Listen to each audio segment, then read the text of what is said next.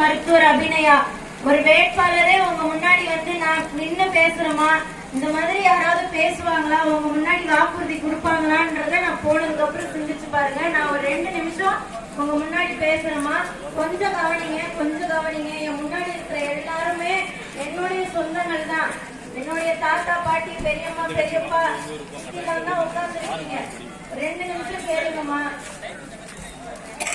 இப்போ நம்மளை கூட்டிட்டு வந்து இங்க உட்கார வச்சிருக்காங்க. இந்த சின்னத்துக்கு ஓட்டு போடுங்க, நாங்க இவ்வளவு காசு கொடுக்குறோம்னு சொல்லிட்டு. ஆனா அந்த 10ஆம் தேதிக்கு மேல முடியல. ஒரு அவசரத்துக்கு போய் அவங்ககிட்ட ஒரு 100 ரூபாய் கேட்டா தேர்தல் வரைக்கும் இந்த கவனிப்பெல்லாம் இதேதான் 5 வருஷமா பண்ணிட்டு இருக்காங்க. 5 வருஷத்துக்கு ஒரு தடவை பண்றாங்க, 50 வருஷமா இதேதான் பண்றாங்க. 5 வருஷத்துக்கு ஒரு தடவை காசு கொடுத்து மட்டும்தான் வாக்கு வாங்குறாங்க. வாங்குறாங்களே தவிர அவங்க சொன்னது ஏதாவது செய்யறாங்களா? இதெல்லாம் நான் பண்றேன்னு சொல்றாங்க, சாலை போட்டு தரேன்றாங்க, வீடு வசதின்றாங்க, எதுவும் பேசுறாங்க. ஆனா அதை செய்யறாங்களா? ஒரே ஒரு பாருங்க, நான் என்ன சொல்றேன், இந்த காசு எதுக்கு தெரியுமா கொடுக்குறாங்க? இதெல்லாம் செய்யறேன்னு சொல்லிட்டு நம்மகிட்ட ஓட்டு வாங்கிட்டு அதிகாரத்துக்கு போனதுக்கு அப்புறம் செய்யாம ஏமாத்துறாங்க பாத்தீங்களா? அதை மறைக்கிறதுக்காகத்தாமா இந்த காசு. அதை மறைக்கிறதுக்கு தான் இந்த காசு. நம்ம வாயை மூட வைக்கணும். நம்ம எதிர்த்து கேள்வி கேட்க கூடாது. அடுத்த தடவை தேர்தலுக்கு வாக்கு கேட்டு வரும்போது நீங்க ஏன்பா இந்த விஷயம் செய்யல, நான் உங்ககிட்ட ஒரு நம்பிக்கையா தானப்பா ஓட்டு போடுறேன், நீ ஏன் உன்னோட சாலை வசதி செஞ்சு தரல, என் தெருக்கு ஏன் சாலை இல்லைன்னு நம்ம வாயை தொடர்ந்து கேள்வி கேட்க கூடாது. அப்படின்றதுக்காகத்தான் அந்த காசு.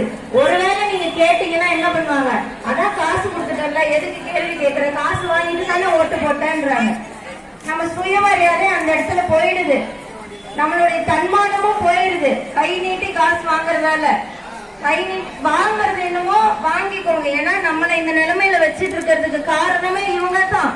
அதனால காசு வாங்குறதுனா வாங்கிக்கோங்கம்மா, தப்பு இல்ல.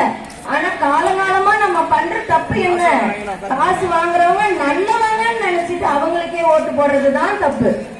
நம்மகிட்ட வாக்குறுதி கொடுத்துட்டு அவங்க அதை செய்யலன்னும் போது அவங்க மனசு உறுத்தல, அவங்க வந்து அதுக்காக அதை நினைச்சு கவலைப்படல.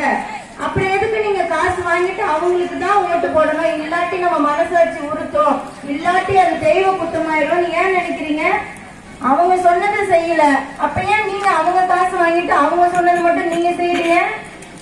ஒரு தடவை வாய்ப்பு கொடுங்கம்மா. நம்ம பார்த்தாச்சு இல்ல, உதயசூரியனும் வந்தாச்சு, மற்ற கட்சிகளும் வந்தாச்சு, பிஜேபி கூட்டணி இப்ப வர்றதுக்காக பார்த்துக்கிட்டு இருக்கு. இதெல்லாம் பார்த்தாச்சு. ஒரு தடவை ஒரு புதுசா ஒரு கட்சி வந்து நிக்குது. புதுசான கட்சி இல்ல, அங்கீகாரம் நீங்க இன்னும் கொடுக்கலன்றதுக்காக சொல்றேன்.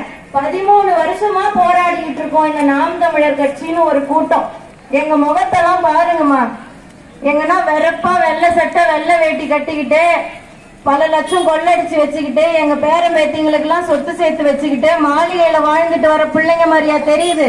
அவங்க எல்லாம் வருவாங்கம்மா, வந்தாங்கன்னா காசு கொடுப்பாங்க, எலெக்ஷன் முடிஞ்சு அடுத்த நாள் கூரை கொட்டாயெல்லாம் பிரிச்சு சாரெல்லாம் மடிச்சு வச்சுட்டு கிளம்பிடுவாங்க. ஆனா நாங்க எப்படி 13 வருஷமா கத்துறோம், வாய்ப்பு கொடுங்கம்மா, ஒரு தடவை வாய்ப்பு கொடுங்கம்மா, ஒரு தமிழர்கள் ஆள்றதுக்கு வாய்ப்பு கொடுங்கம்மா, தமிழ் மக்களை பாசமா நேசிச்சு உங்களுக்கு தேவையானதெல்லாம் செஞ்சு கொடுக்கறதுக்கு ஒரு தமிழ் பெண்கள் வந்தாதான், தமிழ் மகள் வந்தாதான், தமிழ் மகன் வந்தாதாமா செய்வான்ட்டு நாங்களும் பேசணும், நீங்களும் நம்ப மாட்டீங்க. இன்னும் எத்தனை ஆண்டு காலமாமா நம்ம இப்படி நிக்கிறது சொல்லுங்க? அந்த பிள்ளையோட வாழ்க்கையும் இதே மாதிரிதான் இருக்கணும்னு நீங்க ஆசைப்படுறீங்களா? நம்ம எப்படி வாழ்ந்தாலும் பரவாயில்ல, நம்ம பிள்ளையாச்சும் நல்லா வாழணும், நம்ம அடுத்த தலைமுறையாச்சும் நல்லா இருக்கணும்னு தானே நினைப்போம் எல்லாருமே. அப்படியே அந்த பிள்ளைங்களுக்கு வழிவிட மாட்டோம். சுயநலமா இருந்தது போதுமா, நம்ம காசு வாங்கிட்டு நமக்கு பிடிச்ச சின்னத்துல போட்டது போதும், நம்மளுடைய கணவர்கள் சொல்லி போட்டது போதும், நம்முடைய முன்னோர்கள்லாம் இதுக்குதான் போட்டாங்க, பரம்பரையா இதுக்குதான் போட்டோம்னு நினைச்சு போட்டது போதும், நிறுத்திக்கோங்க. ஒரு வாய்ப்பு கொடுங்கம்மா, நம்ம அடுத்த தலைமுறையினருக்காக ஒரு வாய்ப்பு கொடுங்க.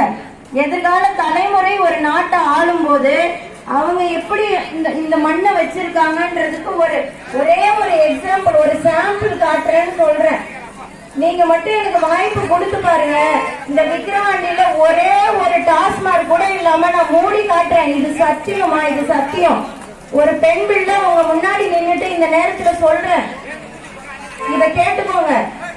நீங்க சுத்தி பார்த்தா கூட எந்த சந்துல மூலையில தேடினா கூட ஒரு டாஸ்மாக் கடையை பார்க்க முடியாது, நீங்க ஒரு சாராயக்கா கிட்ட பார்க்க முடியாது. ஒரு வாய்ப்பு கொடுங்க. ஆனா டீயை கொடுத்துட்டு அனுப்புங்க. நாங்க வந்தோம் ஏன்னு அப்படி அனுப்புறீங்க?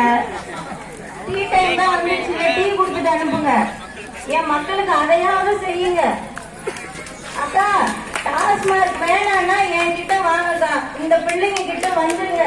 உங்க பிள்ளைங்க எல்லாம் வளர்ந்து படிக்கணுமா குடிக்கணுமான்னு யோசிச்சு பாருங்கக்கா. ஒரு தடவை வாய்ப்பு கொடுங்க. மருத்துவ படிப்பு படிச்சுட்டு 2 டிகிரி முடிச்சுட்டு நான் உங்க முன்னாடி வந்து நிக்கிறேன்னா கொள்ளடிக்கணும்ன்றதெல்லாம் எங்க முகத்தை பார்த்தா தெரியுதா? எங்களை பார்த்தா இப்ப உங்க பக்கத்து வீட்டு பிள்ளை மாதிரி தானே இருக்கு. அவங்க சொந்த ரத்தத்தை கைவிடாதீங்க. இதுக்கு மேலேயும் வந்து கட்டணும்னா எங்ககிட்ட ஒரு அதிகாரத்தை கொடுத்துருங்க. நாங்க எல்லாத்தையும் சிறப்பா சொல்லி தரோம். ஒரு வாய்ப்பு கொடுங்கம்மா. நீங்க வாக்களிக்க வேண்டிய சின்னம் நாம் தமிழர் கட்சியின் மயில் சின்னம். ஒளிவாங்கி எனப்படும் மயில் சின்னத்துல 2வது வரிசையில. அம்மா அம்மா நான் சொல்றதெல்லாம் சொல்லிட்டேன். இனிமே உங்க கையில தான் இருக்கு. அவங்க எல்லாம் கிளப்புறது பார்த்தாலே உங்களுக்கு தெரியும். நேர்மையானவங்கன்னா உட்காரு, நீ பேசலாம் கேளு, நீ போய் முடிவு பண்ணுன்னு சொல்லிடுவாங்க. இப்படி அவசர அவசரமா கிளப்புறாங்கன்னா இல்ல அர்த்தம். எங்க இந்த பிள்ளை பேச்சு கேட்டு நீங்க மாறிட போறீங்க? எங்க இந்த பிள்ளைங்க மாறிட போறீங்கன்ற அர்த்தத்துல பயத்துல தவிர்க்கிறாங்க. கவலைப்படாதீங்க. ஒரு மைக்கு சின்னத்தை ஓட்டு போடுற பின்னாடியே வரோம். நாங்களும் அதாங்க பண்ணிருக்கோம். வீடு வீடா வந்திருப்போம். வீடு வீடா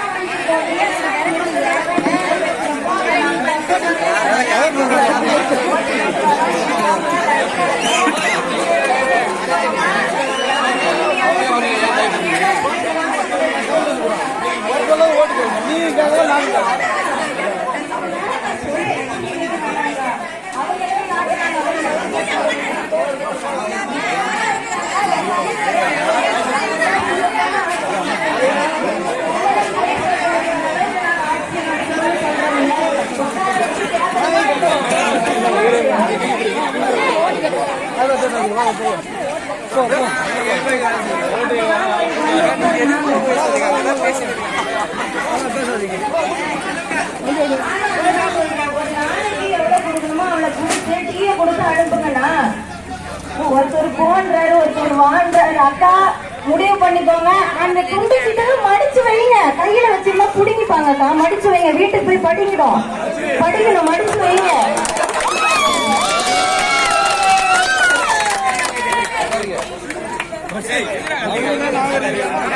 அக்கா பச்சை சிவப்பு சேலை கட்டி இருக்க அக்கா, எப்படிதான் இந்த கட்சியில உங்களால இருக்க முடியுது? இந்த உங்க பிள்ளைக்கு நாளை பின்ன ஒரு புருஷன் ஒரு பையனை பார்த்து கல்யாணம் பண்ணி வைக்கணும்னா அந்த பையன் குடிகாரனா இருந்தா பரவாயில்லையா? உங்க வீட்டு பிள்ளைக்கு நல்ல பிள்ளை கிடைச்சிட்டா கூட பரவாயில்ல. இந்த பெண்களோட பிள்ளைகள் எத்தனை பேர் இருப்பாங்க? அந்த பிள்ளைக்கு எல்லாம் குடிகார புருஷனா கிடைச்சா நீங்க என்னக்கா பண்ணுவீங்க? எப்படிதான் இந்த மாதிரி மக்கள் ஆண்கள் இருந்தா கூட பரவாயில்ல, பெண்கள் எப்படி இந்த சாராய வியாபாரியான ஸ்டாலினுக்கு துணை போறீங்கன்னு தெரியலையே. சாராயம் நடத்துறவங்க கூட போய் எப்படி பெண்கள் கை கோர்த்துறீங்க? எப்படி மனசு வருது?